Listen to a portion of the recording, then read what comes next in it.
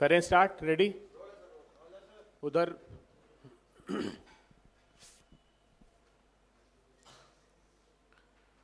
प्रिय पत्रकार साथियों,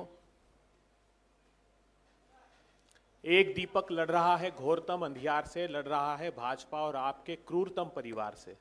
सूर्य की पहली किरण तक युद्ध यह चलता रहे, इसलिए अनिवार्य है कि दीप यह जलता रहे। तो ये जो राहुल गांधी जी जिस शिद्दत से इस देश में और दिल्ली में समाज के अंतिम पंक्ति में खड़े हुए लोगों की लड़ाई लड़ रहे हैं, उस कड़ी में दिल्ली का सौभाग्य है कि यहाँ दिल्ली प्रदेश कांग्रेस कमेटी के यशस्वी अध्यक्ष देवेंद्र यादव जी ने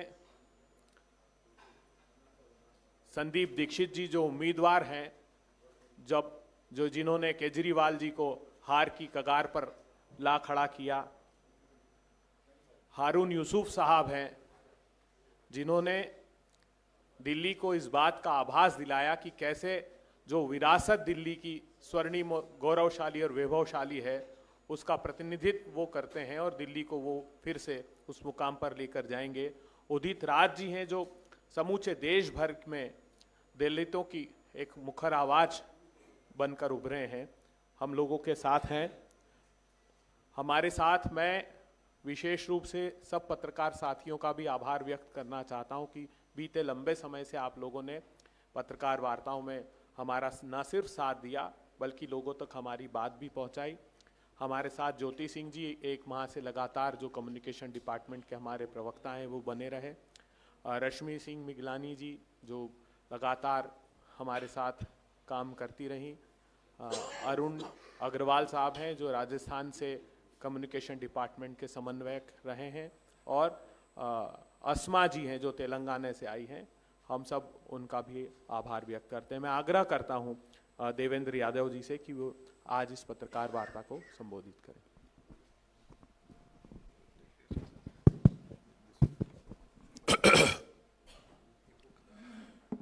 नमस्कार साथियों, आप सभी का स्वागत है।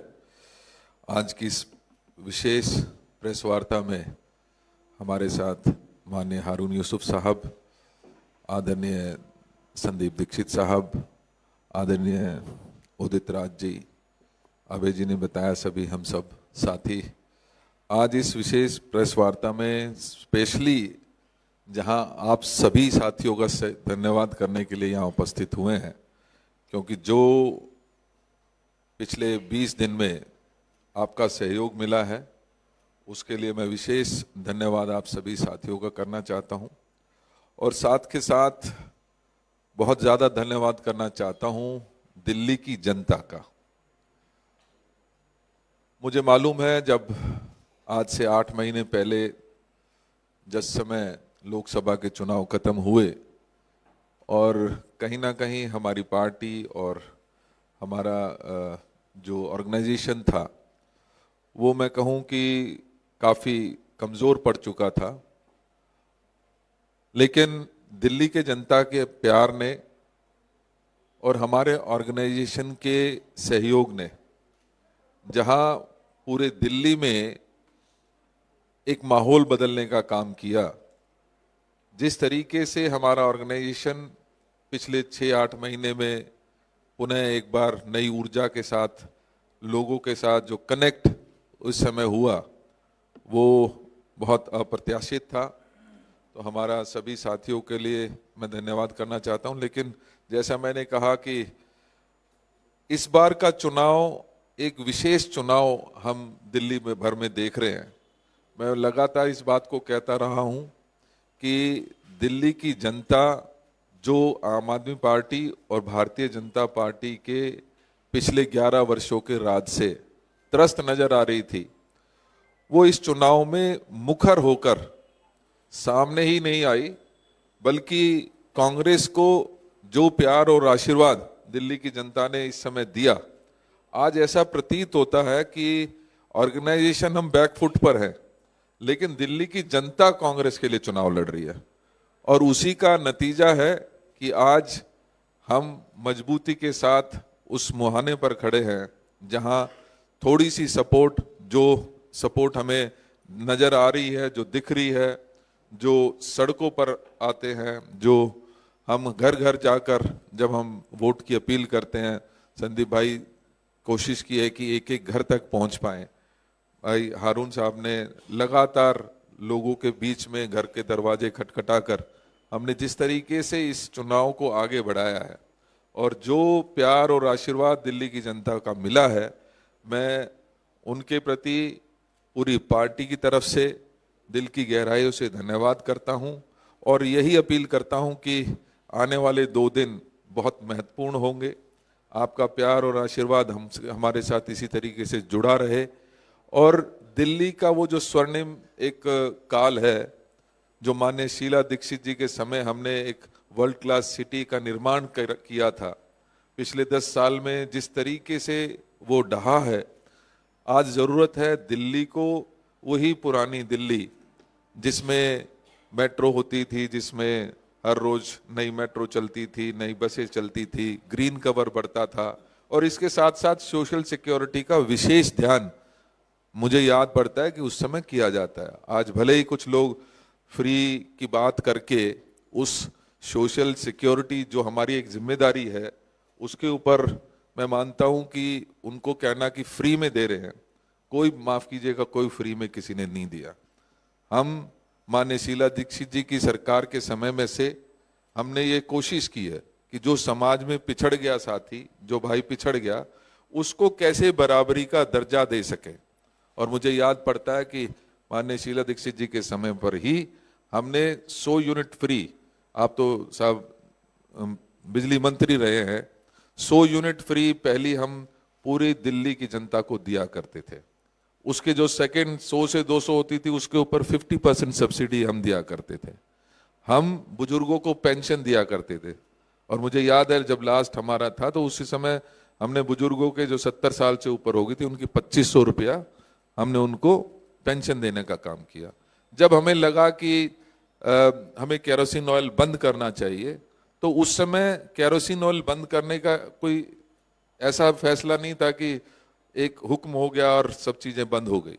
हमने बहुत सेंटिमेंट्स को समझते हुए उन लोगों के साथ जुड़कर उनको फ्री सिलेंडर्स और फ्री चूल्हे देने का काम उस समय किया।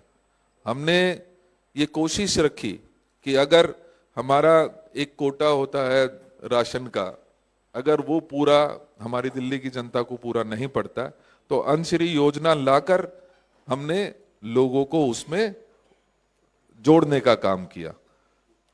कहने का तात्पर्य यह है कि जहां हमारी इंफ्रास्ट्रक्चर को डेवलपमेंट की योजना रहती थी, वहीं हमारी ये कोशिश रहती थी कि कैसे पोल्यूशन को कंट्रोल करें, कैसे सोशल सिक्योरिटीज को हम मजबूती के साथ आगे बढ़ा सकें। चाहे उसमें याद करिए कि SC ST OBCs के लिए विशेष योजनाएं लाकर उनके स्कॉलरशिप के बच्चों की हो या उनके पढ़ाई के लिए अलग से व्यवस्था करने की बात हो, वो सारी चीजें पिछले जो 15 साल का कांग्रेस का राज रहा उसमें हमने ये चीजें को ख्याल और ध्यान रखा गया था। 10 साल में निश्चित ही ये सारी समस्याएं हमारे सामने आई हैं और आज कहीं ना कहीं जो जनता का प्यार मिल रहा है, जो जनता का आशीर्वाद मिल रहा है और जिस तरीके से जनता ने ये ठाना है कि ये चुनाव वो खुद कांग्रेस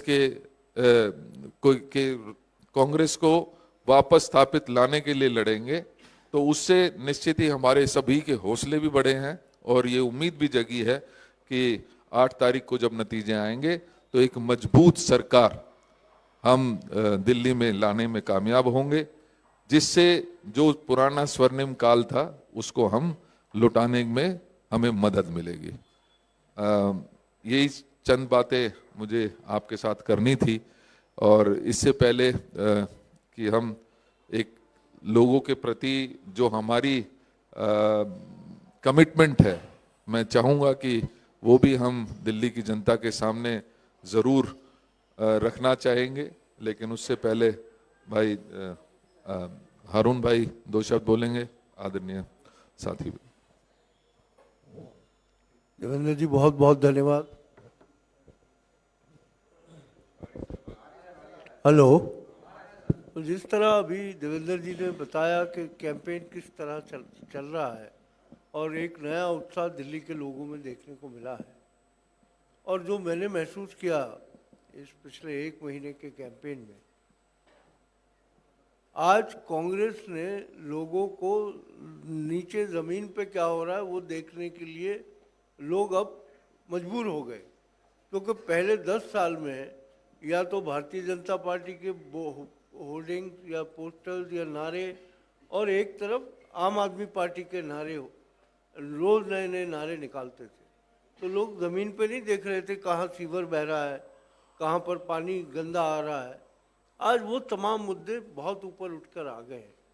हर गली में आप जाके देख लें, और मैं ख़ास तौर से जिन जिन जगहों पे मैं गया हूँ, छोटे छोटे बच्चे बसते हैं जो उनका स्कूल बैग्स हैं जिनमें बहुत हैवी होता है, वो दीवार पकड़ पकड़ के चल रहे थे। ऐसा भयानक सीन मैंने नहीं देखा दिल्ली में कभी, क्योंकि बीच में सीवर बह रहा है, गंदगी बह रही है और बच्चे वो बस्ता लेके चल रहे, कई बार गिर जाते हैं वहाँ पर।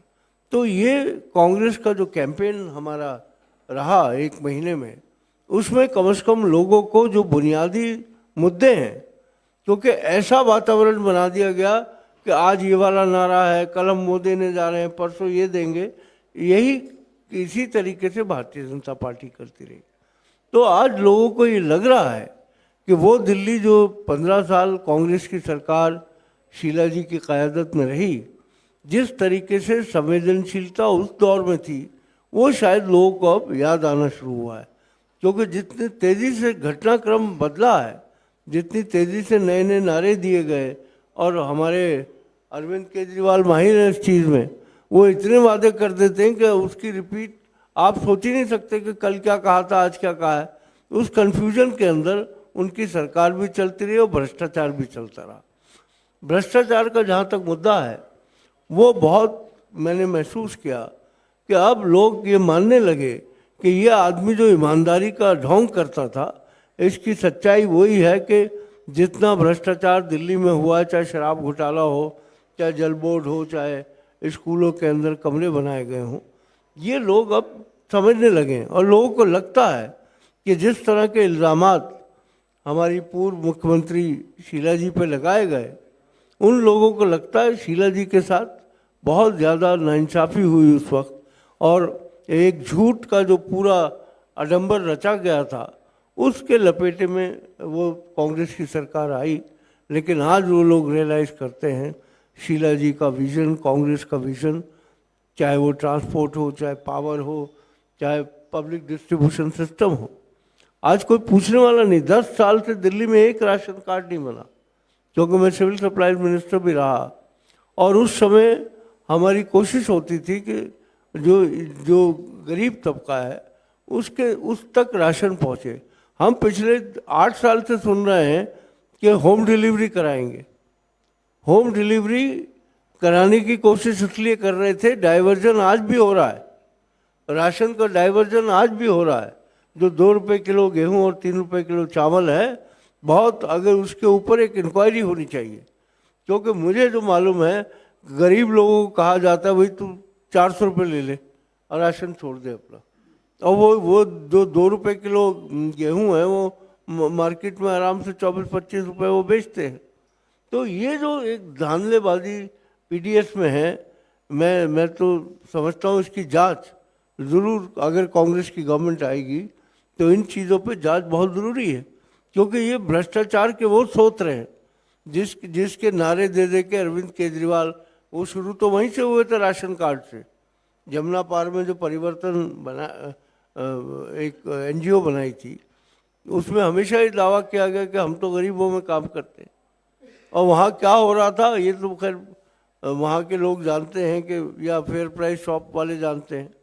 केरोसिन जब हमने बंद किया था, उसका मेन मुद्दा ये था कि 80% केरोसिन डाइवर्जन होता था और वो पेंट इंडस्ट्री में यूज़ होता था। और मैं समझता हूँ शीला जी ने जो कदम उठाए वो दिल्ली की फलाह बहबूद के लिए, बेहतरी के लिए आज लोग याद कर रहे हैं, और मैं समझता हूँ आने वाले वक्त में लोग एक अच्छी सरकार देखेंगे, कांग्रेस की सरकार देखेंगे। इन्हीं शब्दों के साथ बहुत बहुत धन्यवाद। आदरणीय संदीप दीक्षित जी। धन्यवाद साहब, बहुत सी बातें हो गई। मुझे मालूम है हम सबको आखिरी दिन की रैलियों के लिए भागना है, तो मैं ज़्यादा समय नहीं लूँगा। लेकिन मैं दो एक बात पूछना चाहता हूँ कि मैं भी और पार्टी भी, हम लोग कई दिनों से दो जो मॉडल बात किया करते थे केजरीवाल जी की, हम शिक्षा और स्वास्थ्य का मॉडल की बात करते हैं, उस पर जितने सवाल हमने इनसे खड़े किए आज तक इनका एक जवाब नहीं आया। मैं आपसे इतना भी कहना चाहता हूँ, बहुत समय पहले मैंने इनकी सरकार से सवाल पूछा था कि आप अपने आप को वर्ल्ड क्लास हेल्थ कहते हो, वर्ल्ड क्लास एजुकेशन कहते हो, क्या मापदंड है? या खुद ही कोई प्राइज आपने लेके अपने आप को ही माला पहना दी? आज तक इनकी सरकार का जवाब नहीं आया और दुनिया में यह पता चला कि वर्ल्ड क्लास हेल्थ या वर्ल्ड क्लास एजुकेशन करके तो कोई मापदंड ही नहीं है, आप किसी को कुछ भी बना दो।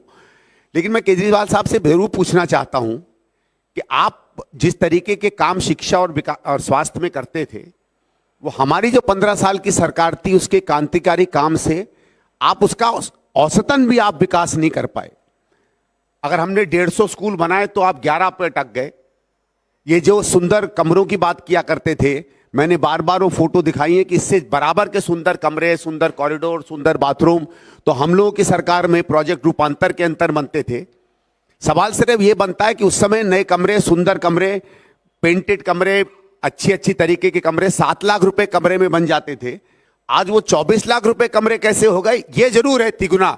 अगर ये कहते हैं कि 3 गुना हमने पैसा खर्च किया, तो पैसा तो 3 गुना खर्च किया, रिजल्ट उसके आसपास भी नहीं निकला। वही अस्पताल हम बनाते हैं, अगर 19 अस्पताल कांग्रेस की सरकार बना पाई तो आप कम से कम एक ही बना देते। 7 अस्पताल हम लोगों के समय बनने थे, जिसमें बुराड़ी भी था, जिसमें द्वारका का भी था, जिसमें इंदिरा गांधी जी के नाम का अस्पताल था, वो तक आप नहीं बना पाए। अगर कोविड के समय कम से कम ये 3-4 अस्पताल ही बन गए होते, कुछ बेड्स और अवेलेबल होते तो और कुछ नहीं तो मुझे लगता है 2-4-5 हजार जिंदगियां ही कम से कम दिल्ली में बच गई होती। और बार बार मैंने ये कहा है कि ये जो इतनी जिंदगियां बच सकती थी, इसका सीधे सीधे जिम्मेवार कौन है? कांग्रेस ने 7 अस्पतालों की जमीनें तैयार कर दी, 3 पर काम चालू कर दिया, आप उसको 7-8 साल में बना तक नहीं पाए, बेड्स नहीं बना पाए। और जो लोग इन बिस्तरों के कारण, इन बेड्स के कारण जिनकी मृत्यु हो गई, उसका कौन जिम्मेवार है? आज तक ना केजरीवाल साहब ने यह जवाब दिया है, ना किसी ने इस तरीके के सवाल इनसे पूछे हैं।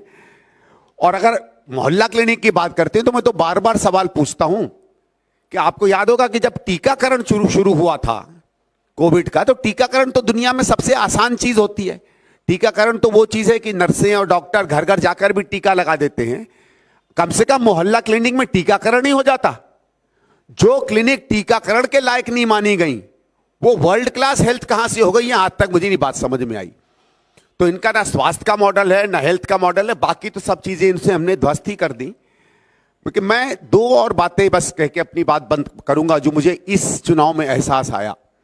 और ये एक वाक्य था, बहुत पहले मुझे किसी एक बहुत बड़े नेता ने बताया था, और वो मैं दिल्ली में होते देखता हूं। वो कहता था कि साहब, चुनाव में क्रांति तब आती है जब वोटर कार्यकर्ता बन जाता है।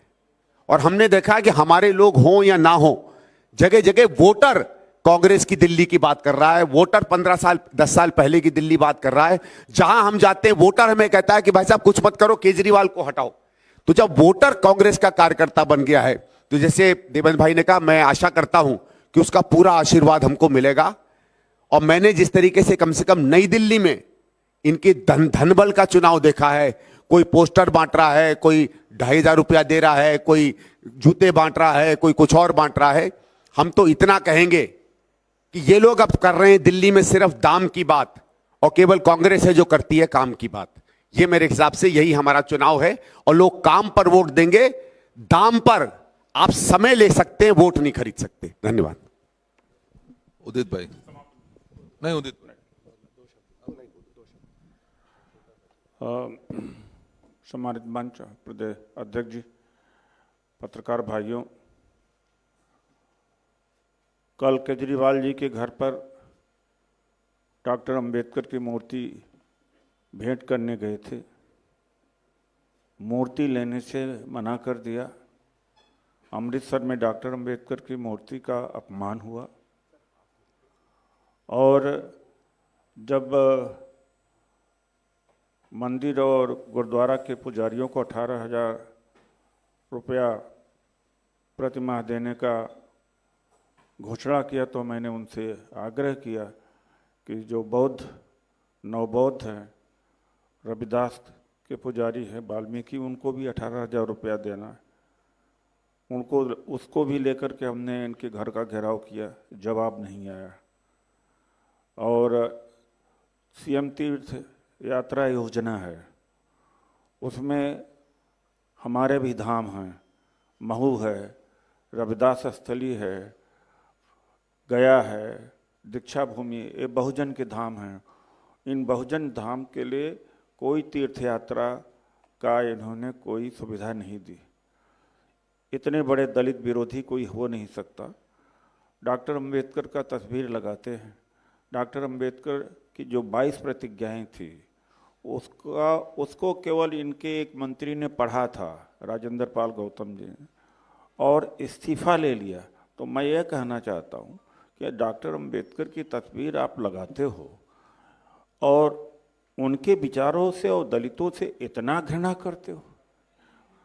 जाति जनगणना पर आज तक नहीं इन्होंने कुछ बोला, आरक्षण पर कुछ नहीं बोला, और 2014 में इन्होंने कहा था कि ठेकेदारी प्रथा समाप्त कर देंगे। इसका सर्वाधिक क्षति जो है दलितों को हुआ, नौकरी नहीं मिली, बल्कि ठेकेदारी प्रथा तेज कर दिया इन्होंने।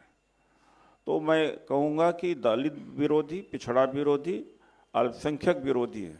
दिल्ली दंगा में राहुल जी चल पड़ते हैं दंगा रोकने के लिए, लेकिन इन्होंने नहीं रोका। और तबलीगी जमात का इन्होंने ताला लगवा दिया। संभल में राहुल जी चलते हैं, संभल में जो हिंदू मुसलमान का होता, केजरीवाल जी चुप रहते हैं। मैं यही अपील करूंगा कि तो पुलिस तो रहेगी आगे भी केंद्र सरकार के साथ में, तो यही रोना आगे भी ये रोते रहेंगे कि हम मुसलमानों को नहीं बचा पाएंगे, हम दंगा नहीं रोक पाएंगे, पुलिस हमारी नहीं है।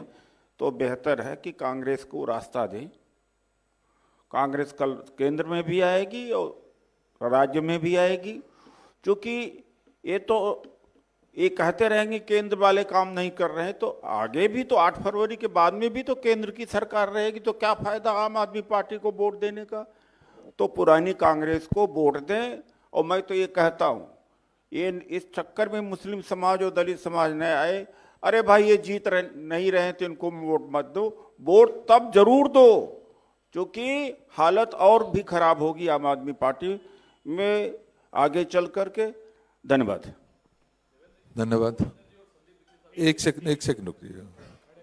इससे पहले हाँ, मैं सिर्फ 2 बातें ज़रूर इसमें जोड़ना चाहता हूँ। इससे पहले कि हम दिल्ली की जनता के प्रति जो हमारी प्रतिज्ञा है उसको पढ़ें, मैं हमारी लीडरशिप का भी विशेष धन्यवाद करना चाहता हूँ, क्योंकि इस पूरे चुनाव अभियान के दौरान चाहे माननीय प्रियंका जी हों, राहुल जी हों या माननीय खड़गे साहब हों, वो पूरी तरीके से दिल्ली की जनता के साथ दिल्ली का विजन उन्होंने शेयर किया।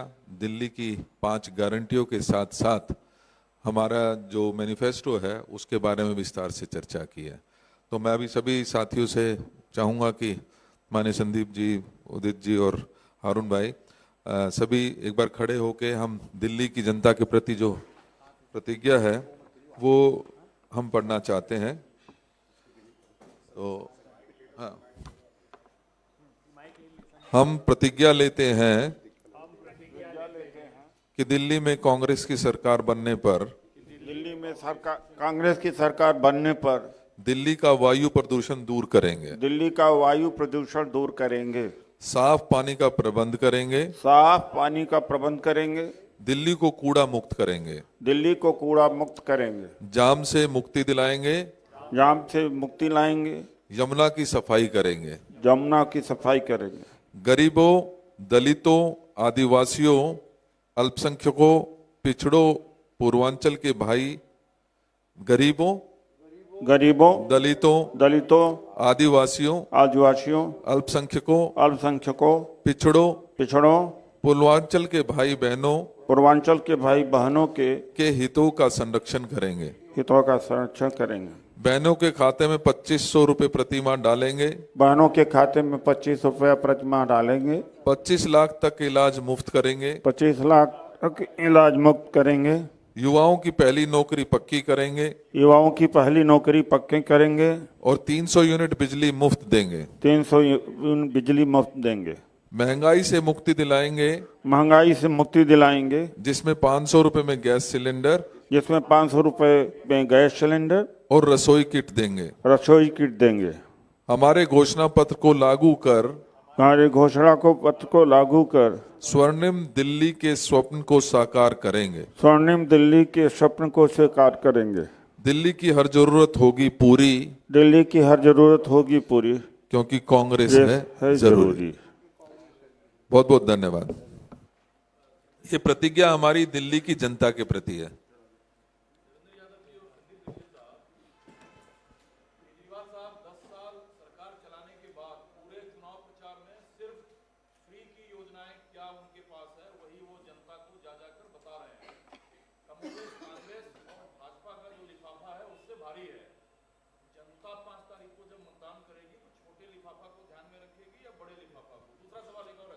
देखिए, एक एक ले लेते हैं क्योंकि हो सकता है दूसरा साथी भी कोई ले लेगा।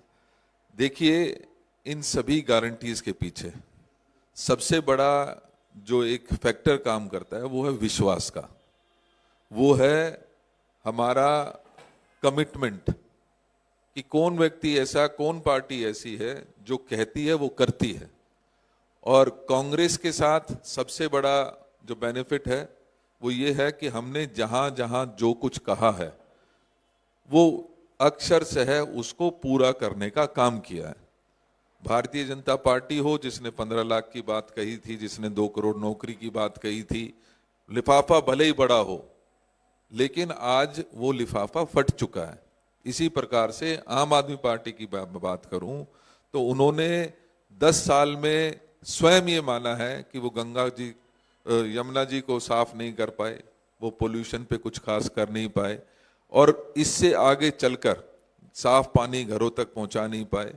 इससे आगे चलकर मैं कहना चाहता हूं जो बातें अभी भाई संदीप जी ने कहा, उनके जो मॉडल थे वो पूरी तरीके से फेल साबित हुए हैं।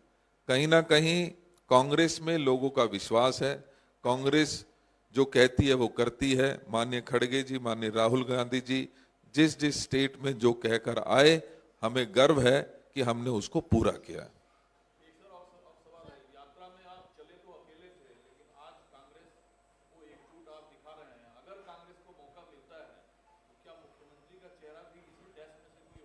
देखिए, मैं एक बात स्पष्ट कर देता हूं कि यात्रा में चले अकेले नहीं थे, ये मेरे भाई और हजारों हमारे कार्यकर्तागण और इसके साथ साथ दिल्ली की एक एक लीडरशिप, उस यात्रा में उनका सहयोग मिला।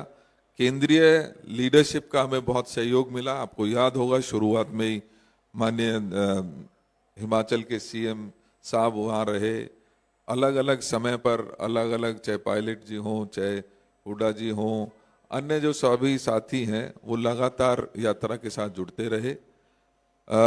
जहाँ तक मुख्यमंत्री की बात है, हमारे पास बहुत कैपेबल चेहरे हैं, हमारे पास बहुत कैपेबल जो एलिजिबल भी कहूँगा, क्योंकि आज जिस एक नाम का जिक्र ज़्यादा होता है वो तो एलिजिबल ही नहीं है, क्योंकि वो जेल में थे और जब बेल में बाहर आए हैं तो उसमें कंडीशंस हैं कि वो सरकारी दफ्तर नहीं जा सकते, वो सरकारी फाइल साइन नहीं कर सकते। हमें गर्व है, हमारे पास जो लीडर्स हैं वो सभी कैपेबल हैं, लेकिन हमारे यहाँ पर हमेशा एक सिस्टम रहा है, पहले विधायक चुने जाएंगे और विधायकों की जो इच्छा होगी उसके ध्यान में रखते हुए लीडरशिप फैसला लेती है और जो फैसला आता है वो सभी के लिए मान्य होता है।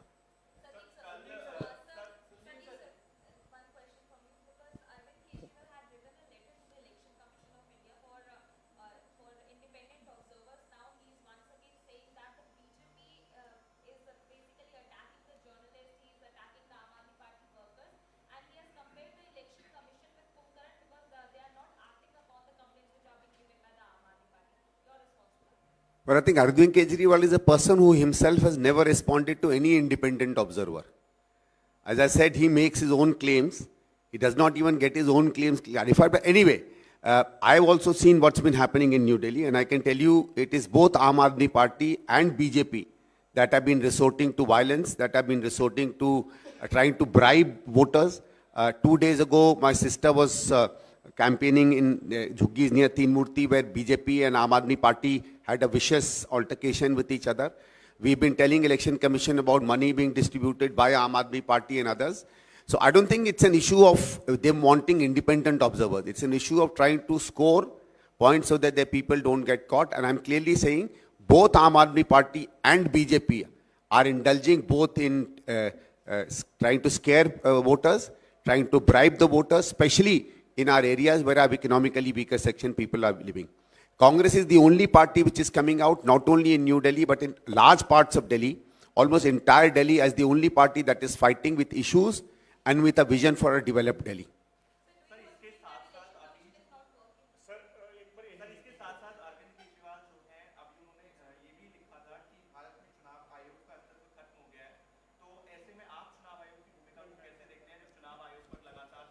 देखिए, निश्चित ही चुनाव आयोग वो संस्था है जिसको फ्री एंड फेयर इलेक्शन कराने की जरूरत है, और हम लगातार इस बात के से सहमत भी रहे हैं और इस बात को लगातार स्ट्रेस भी करते रहे हैं। लेकिन आज क्योंकि हमारे जो जनता के प्रति हमारी जो प्रतिज्ञा है, उसके लिए हम यहाँ पर इकट्ठा हुए हैं, और इससे संबंधित कोई बात है तो ज़रूर मैं एड्रेस करना चाहूँगा। इसके पश्चात हम इजाज़त चाहेंगे। धन्यवाद। Thank you.